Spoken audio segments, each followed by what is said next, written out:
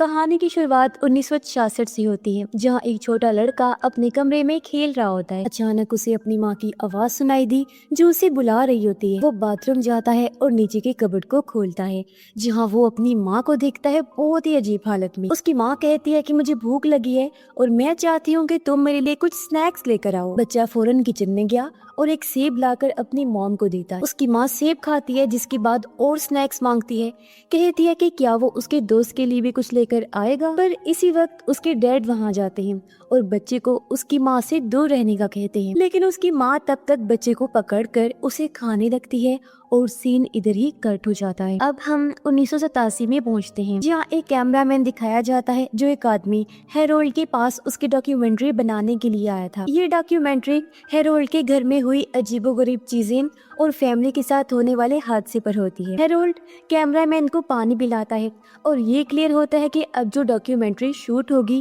وہ ہیرولڈ اور اس کے بیٹے پر ہوگی۔ دراصل ہیرولڈ کے بیٹے اور اس کی وائف کی کچھ سال پہلے موت ہو گئی تھی اور اس کے بعد سب لوگ ہیرولڈ پر شک کرنے لگے تھے۔ ہیرولڈ چاہتا تھا کہ کیمرہ مین اس کے سچ کو سب کے سامنے لے کر آئے کہ وہ قاتل نہیں ہے۔ اس نے کیمرہ مین کو ایڈوانس میں پیسے دیے ہوئے تھے اور وہ دونوں اپنا کام شروع کرتے۔ ہیرولڈ کرسی پر بیٹھ گیا اور کیمرہ مین کیمرہ سیٹ کرتا ہے، پھر وہ ریکارڈنگ شروع کر دیتا ہے۔ ہیرولڈ اپنے بارے میں بتانے لگا اور وہ دن یاد کرتا ہے جب اس کے گھر میں وہ ڈراؤنا حادثہ ہوا تھا، یعنی جب اس کی وائف اور بیٹے کی موت ہوئی تھی۔ اپنے اوپر سے الزام ہٹانے کے لیے کہ وہ قاتل نہیں ہے، ہیرولڈ اپنی کہانی پوری ڈیٹیل سے سنانے کا فیصلہ کرتا ہے اور وہ سب بتانے لگتا ہے جو اب تک اس نے چھپایا ہوا تھا۔ پھر ہیرولڈ کیمرہ مین کو بیسمنٹ میں لے کر جاتا ہے اور اسے وہ جگہ دکھاتا ہے جہاں اس کی بیوی کی لاش ملی تھی۔ اس نے بتایا، میں ایک کام کے سلسلے میں کافی دور گیا تھا، لیکن جب واپس آیا تو میری وائف کی لاش ملی بہت بری حالت میں۔ اس کے چہرے پر ایسے تاثرات تھے جیسے وہ بہت ڈری ہوئی ہو،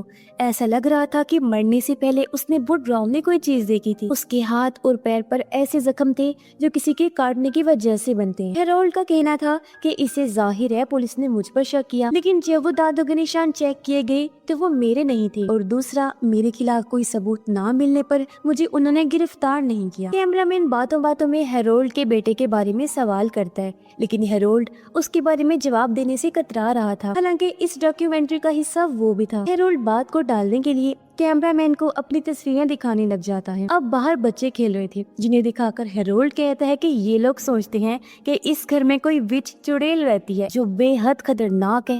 اتنا بول کر وہ زوروں سے ہنسنے لگتا ہے۔ کیمرہ مین وہاں سے جانے کا سوچتا ہے، مگر ہیرولڈ اسے کچھ ایکسٹرا پیسے دے کر روک لیتا ہے، یہ کہہ کر کہ جب تک شوٹ پورا نہیں ہو جاتا تم یہی رکو، زیادہ ٹائم لگانے کے بھی میں تمہیں الگ سے پیسے دے دوں گا۔ کیمرہ مین پیسوں کی بات سن کر رکنے کو تیار ہو جاتا ہے، جس کے بعد وہ اپنے کیمرے سے شوٹ کی گئی ویڈیوز دیکھنے لگتا ہے۔ وہ بیسمنٹ کی ویڈیو سلو موشن میں دیکھتا ہے اور جب اس نے برائٹنس بڑھائی تو اسے ہیرولڈ کے پیچھے ایک عجیب سا سایہ نظر آتا ہے جو دیکھ کر اسے کافی عجیب لگا۔ کیمرہ مین اس سے پہلے کچھ بول پاتا، ہیرولڈ اسے بلا کر پرانی فلم ریل دکھاتا ہے۔ یہ ریل دراصل ہیرولڈ کی بیوی کے مرنے کے ٹائم کی۔ اس کی بیوی کی حالت کافی خراب تھی اور عجیب بات یہ تھی کہ ہیرولڈ یہ سب دیکھ کر مسکرا رہا ہوتا ہے، اسے اس سب میں کوئی بھی بات عجیب نہیں لگتی۔ ساتھ ساتھ ہیرولڈ نے کیمرہ مین کو بتایا کہ لوگوں کا کہنا ہے کہ میرے گھر کے نیچے ایک وچ ہے جو انسانوں کو کھا جاتی ہے۔ یہ سن کر اور دیکھ کر کیمرہ مین کو کچھ ہونے لگا اور وہ بے ہوش ہو جاتا ہے۔ جب کیمرہ مین کو ہوش آیا تو وہ خود کو بندھا ہوا پاتا ہے۔ اب ہیرولڈ وہاں کسی عورت سے ملتا ہے جو اسے کچھ باتیں کر کے وہاں سے چلی جاتی ہے۔ کیمرہ مین کہتا ہے کہ وہ یہاں سے جانا چاہتا ہے، لیکن ہیرولڈ بتاتا ہے کہ اس کے کچن میں جو کھانا تھا تمہارے لیے اس میں نشہ ملایا گیا تھا، پر تم نے تو کچھ کھایا ہی نہیں، لیکن پھر میں نے پانی میں نشہ ملا کر تمہیں پینے کو دے دیا اور تم بے ہوش ہو گئی۔ آگے ہیرولڈ کہتا ہے کہ مجھے یہاں صرف یہ کام دیا گیا ہے اس کے لیے لوگوں کو پکڑ کر لانا، اور تم بھی اس کی طرف سے چنے گئی ہو، تمہیں میں نے نہیں چنا۔ اور وہ اپنے آپ کو بیزل بلاتی ہے۔ وہ یہاں وچ کی بات کر رہا کہتا ہے کہ وچ گھر کے نیچے مجھ سے بھی کئی 100 سالوں پہلے سے ہی رہ رہی ہے، وہ لوگوں کی قربانیوں سے زندہ ہے اور آگے بھی رہے گی، کیونکہ لوگوں کی قربانیاں سیکریفائسز اسے ملتے رہیں گی جس پر فیڈ کر کے وہ زندہ رہی، اور وہ صرف انسانوں کا ہی ماंس کھاتی ہے، اسی لیے ہر کوئی اس گھر میں آنے سے ڈرتا تھا اور اس سے دور دور ہی رہتا تھا۔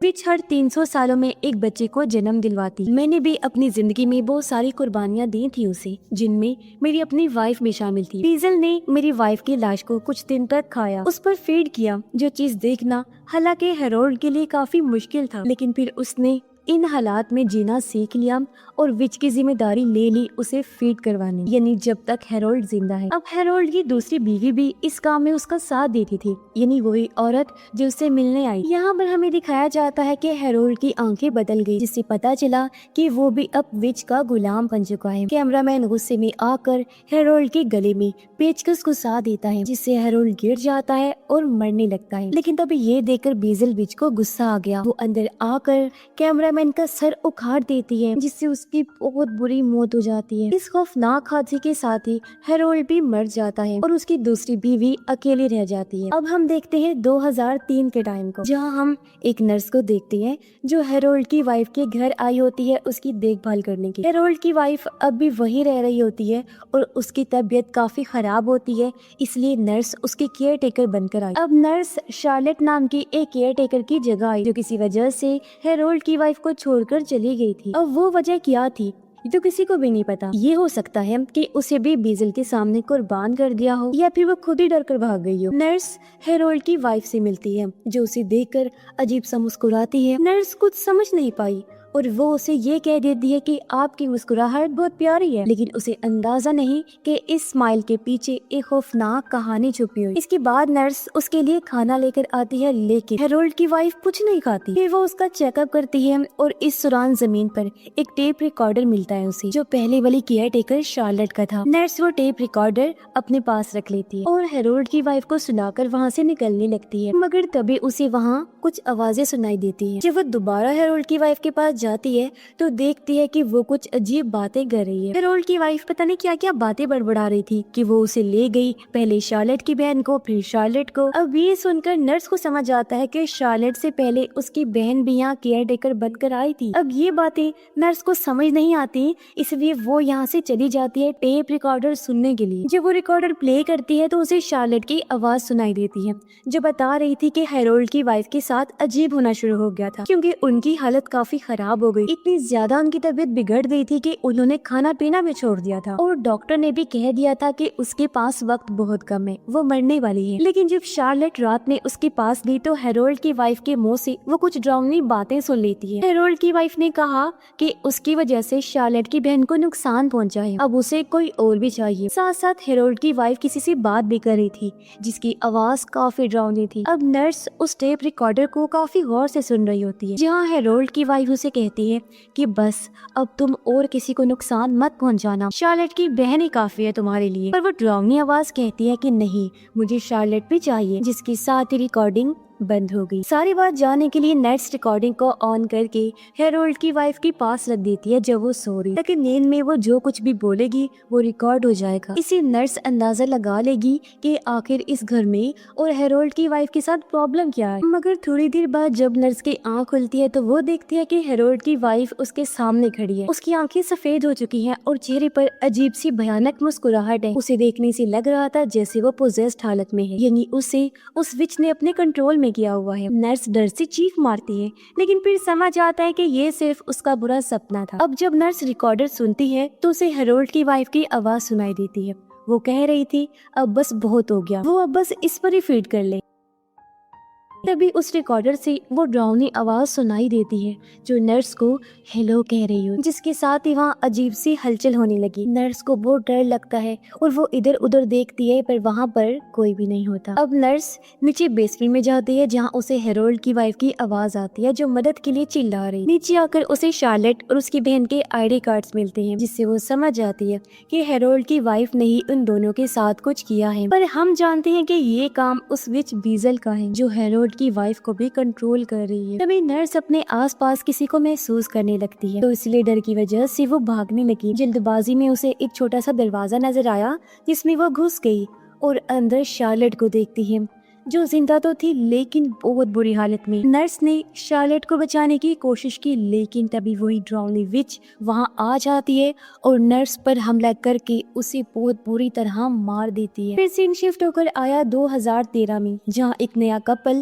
اس گھر میں رہنے آتا ہے۔ ہیرولڈ کی دوسری بیوی بھی ماری گئی تھی اور یہ جو کپل تھا وہ ان کے ہی بچے تھے، یعنی ہیرولڈ کا بیٹا اور ان کی بہو نووا۔ نووا کا ہسبینڈ اس گھر کو بیچنے آیا تھا، لیکن نووا ایک بچہ چاہتی تھی اور اس کے ہسبینڈ کو کوئی فرق نہیں پڑتا تھا، उसे तो बच्चा किसी सूरत भी नहीं चाहिए था, जिससे नोवा काफी दुखी थी। एक रात जब नोवा सो रही थी, उसे बेड के नीचे से आवाज सुनाई दी। उसने कैमरा की रोशनी में बेड के नीचे देखा, लेकिन कुछ नजर नहीं आया। फिर उसने बेड के बिल्कुल पास दरवाजे के करीब किसी के पैर देखे। नोवा ने बेड के नीचे झांक कर फिर जब दोबारा देखा तो पैर और करीब महसूस हुए, जो आहिस्ता आहिस्ता बेड के ऊपर आ गए थे। उसने जब शीशे में देखा तो वो समझ दिया कि ये तो मैं ही हूँ, लेकिन बहुत अजीब हालत। नोवा और उसके हस्बैंड की आंखें बिल्कुल अलग लग रही थी, जैसे वो दोनों किसी खतरनाक ताकत के कब्जे में हों। अगले दिन जब उसका हस्बैंड नहीं मिलता तो नोवा उसे बेसमेंट में ढूंढने जाती है। वहाँ उसे एक पुराना बॉक्स मिलता है जो वो अपने साथ ले आती है। फिर उसे एक दरवाजे से आवाज सुनाई देती है और वहाँ एक छोटा बच्चा मिलता है। नोवा उसे अपने पास रखती है क्योंकि उसे हमेशा से एक बच्चा चाहिए था और आज उसकी ख्वाहिश पूरी हो गई थी, क्योंकि ये बच्चा बहुत ही छोटा सा था। वो उसे सीढ़ियों पर बिठाकर खिलाने लगती है, लेकिन नोवा के हस्बैंड को ये बच्चा नहीं बल्कि एक मरी हुई बिल्ली नजर आती है। वो उसे समझाता है कि वो सिर्फ एक बिल्ली है, ना कि बच्चा, तो वो उसे छीन कर फेंक देता है, लेकिन नोवा को वो बच्चा ही नजर आता है क्योंकि उसकी दिमागी हालत बिगड़ने लगती है। और ये सब भी और किसी का नहीं बल्कि उस ड्राउनी विच बीजल का काम था, जो नया शिकार ढूंढ रही थी, जो उसे नोवा की शक्ल में मिल भी गया। अगले दिन वो नोटिस करता है कि नोवा और उसका बर्ताव काफी अजीब है। तभी वो पिछली रात की वीडियो देखता है जब दोनों एक साथ थे। ये देखकर वो समझ नहीं पाया कि हमारे साथ ये क्या हो रहा है। वो परेशान हो जाता है। फिर वो बेसमेंट में जाता है पता लगाने के लिए कि क्या बात है, क्योंकि कल रात नोवा वहीं गई। वहाँ उसे एक पुराना कैमरा मिलता है जो हेरोल्ड का था। इस कैमरा में हेरोल्ड की पहली वाइफ की मौत और विच की ड्राउनी वीडियोस होती हैं, जिससे नोवा का हस्बैंड डर जाता है और उसे समझ नहीं आता कि ये सब क्या है। फिर वीडियो और भयानक हो गई, जो देखकर उसकी हालत खराब हो जाती है। वो नोवा के पास आकर कहता है कि अब इस जगह से निकलने का वक्त आ गया है,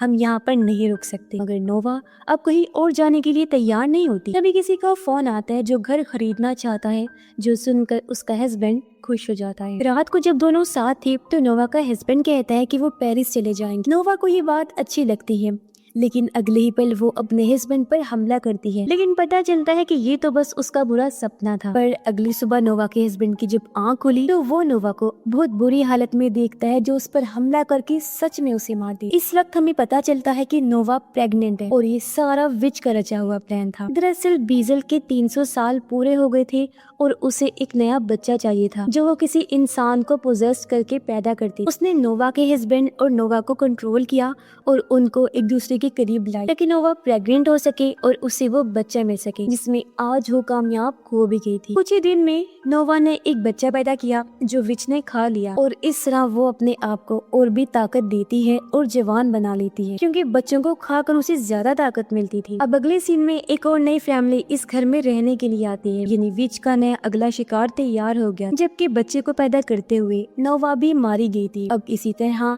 फैमिलीज बीजल के हाथों मरती रहेंगी और ये सिलसिला कभी खत्म नहीं होगा, हमेशा चलता रहेगा। और इसी भयानक एंडिंग के साथ ही ये फिल्म, ये कहानी इधर ही खत्म हो जाती है।